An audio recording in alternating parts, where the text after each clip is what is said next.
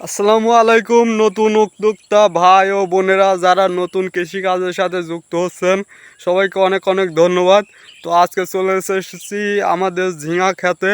আমরা ঝিঙা খেতে কী সার ব্যবহার করব এগুলোই আপনাদের দেখাবো এবং কিভাবে ব্যবহার করব এবং কেন ব্যবহার করব।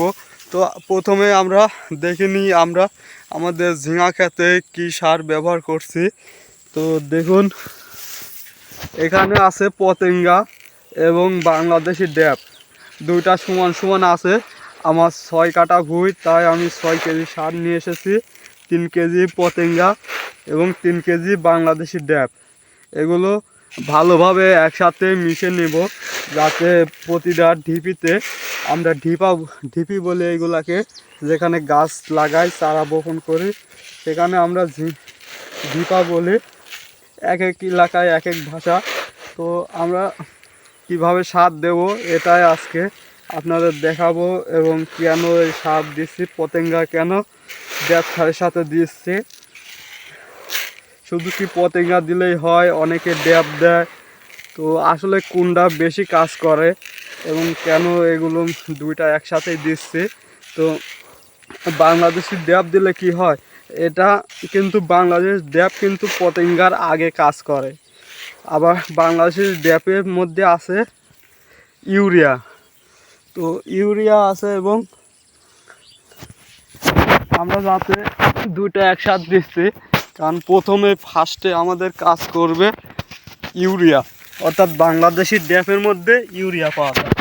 ইউরিয়া কাজ করার পরে কাজ করবে,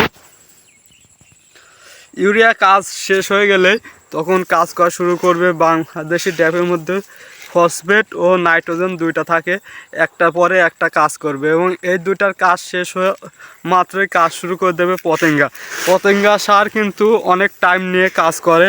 তো আমরা যেহেতু ঝিঙা খেত, লং টাইমের খেত, তো ঝিঙা খেতে আমরা এই দুইটা সার একসাথে মিশ্রণ করে দিচ্ছি। দেখেন অনেক সুন্দর কিন্তু ঝিঙাগুলা, মাশাআল্লাহ, আলহামদুলিল্লাহ অনেক ভালো ফলনের আশা করছি। এ আবাদ কিন্তু আমি আগে করি নাই, এই প্রথম করতেছি। তো দেখুন কিভাবে সার দেব। আমরা ঢিপে গেলেও দেখুন অন্য ঢিপি থেকে এই ঢিপি কিন্তু পরিষ্কার, অর্থাৎ আগামীকাল পরিষ্কার করে নিয়ে এইভাবে আমরা ঢিপির সাইডে সার দেব। একটি কাজ কথা মনে রাখবেন, কখনো আপনি গাছের গোড়ায় কখনো কোনো প্রকার কীটনাশক সার ব্যবহার করবেন না, তাহলে কিন্তু অনেক ক্ষতির সম্মুখীন হতে হবে। গাছ নষ্ট হয়ে যাবে, পচে যাবে, গোড়া পচে যাবে। তাই অবশ্যই আপনাকে এরকম দ্রুত দিয়ে সারটি ব্যবহার করবেন। সার আপনার ঢিপিতে থাকলে কাজ করবে, এতে এটা নিয়ে কোনো সন্দেহ নাই। কারণ এই গাছটির শিকড় কিন্তু অনেক দূর দিয়ে চলে এসেছে। এই দেখুন সাদা শিকড়। তো এইগুলো কিন্তু গাছের শিকড়। তাহলে এখানে যদি গাছের শিকড় থাকে, আমি সার দিছি এখানে, তাহলে কিন্তু কাজ অবশ্যই করবে। দেখুন ঝিঙাগুলো কিন্তু মাশাআল্লাহ অনেকটাই সুন্দর এবং আলহামদুলিল্লাহ আমি কোনো বিষয় নিয়ে বেশি চিন্তিত হই না, কারণ যা আল্লাহর রহমতেই হয়, আল্লাহর ভরসা।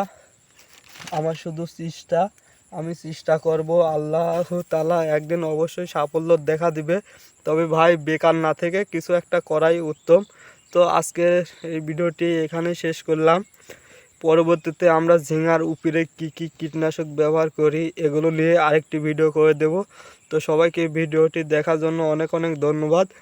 তবে ভাই ভিডিওটি ভালো লাগলে অবশ্যই শেয়ার করে দেবেন এবং এতে যদি আপনার কোনো উপকার হয় অবশ্যই চ্যানেলটি সাবস্ক্রাইব করে পাশে থাকবেন। আসসালামু আলাইকুম।